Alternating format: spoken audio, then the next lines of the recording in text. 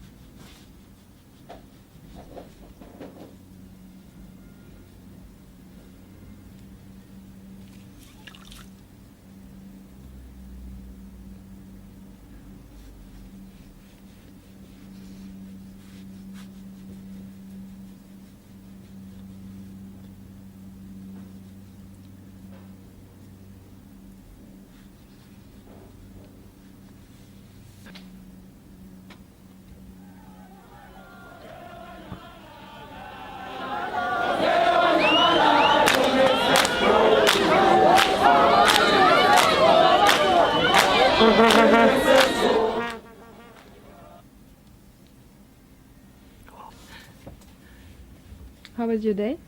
It was very good. It was very interesting. Like quite. I don't know. There's a lot of energy on the streets today.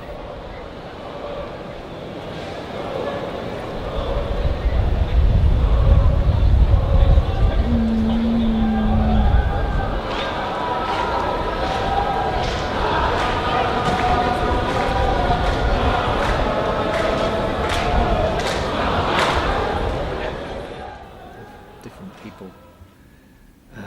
ANC people.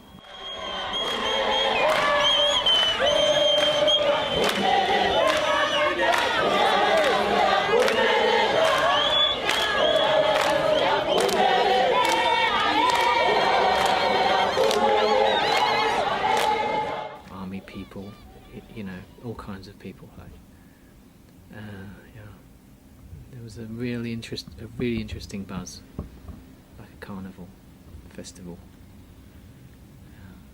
Yeah, it was fun, a lot of fun, a lot of razor wire, a lot of guns and helicopters and all that kind of stuff. Do you get excitement of all this chaos? My big thing is that I just got to try and avoid crushes because I can't move that fast. But you know what I mean? Like people running. There was a situation where everyone started running. Someone was walking past in a suit, one of the guests, and they were chasing them.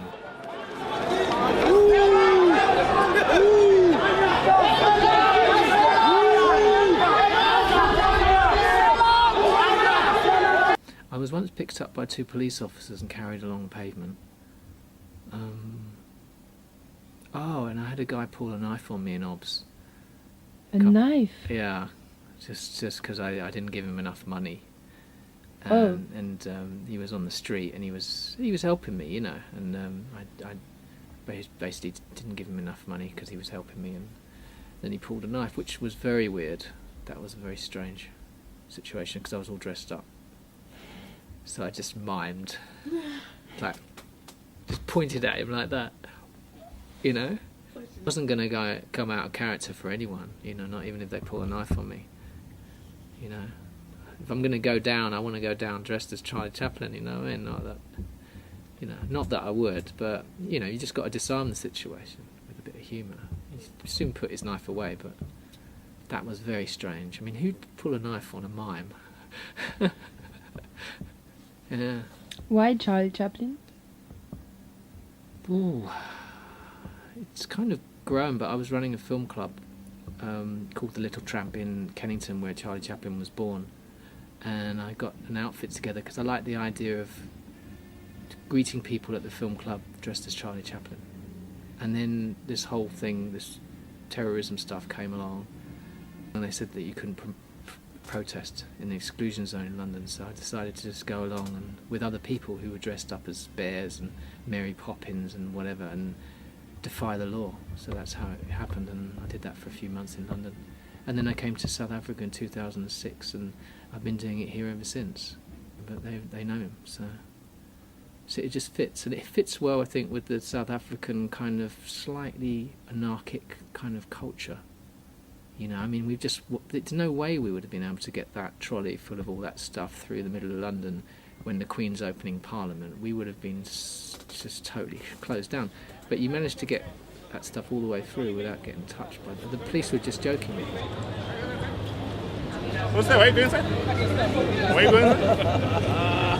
How are you getting inside?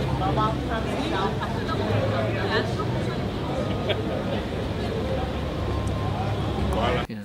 And yeah, it's very funny how you get greeted by ANC supporters while you have a corruption monopoly with the face of Zuma on it. Yeah. How do you explain that? I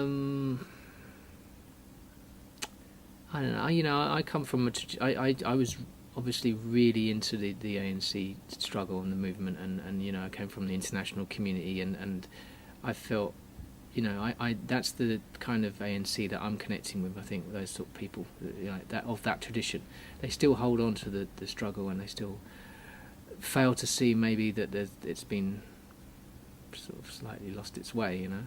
But they'll hold on to it because it's an important thing in their life, you know. I don't know why they wouldn't connect with the Zuma thing, take it personal. I'm not sure. Then again, there are lots of members of the ANC that are against Zuma. There's different murmurings and factions within the ANC that are probably quite embarrassed, you know. But yeah, it's good to joke with them.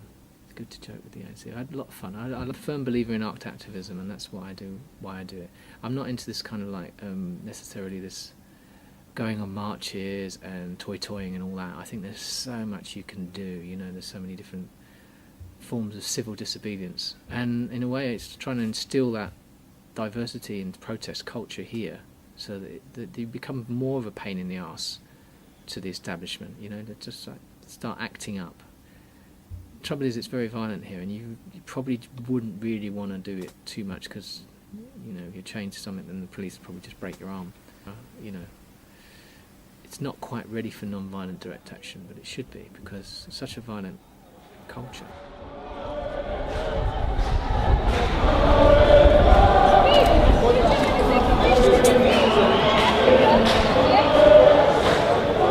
It's uncultural.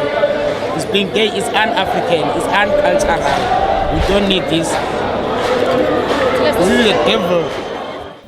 I'm exacerbated sometimes by the way things haven't really moved on. There's the non-racial agenda. Call it Rainbow Nation, whatever you like. It just seems to hasn't gone anywhere. You know, it seems to have gone backwards. And I think it needs to have sorted itself out. It's been more of a dialogue, a truth and reconciliation thing, probably ground to a halt. But I think that there's a lot more to say, and I don't think it's right the way people are like playing, you know, coming out with this inflammatory stuff.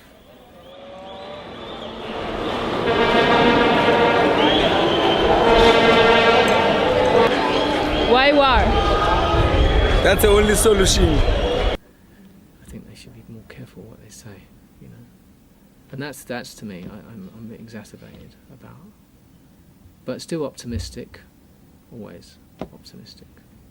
You know, without action there could be no salvation, and I'm very much into that. You know, actions speak louder than words. You know, all that stuff about action. It's too much words. We put too much faith in words, and we should put more faith in action.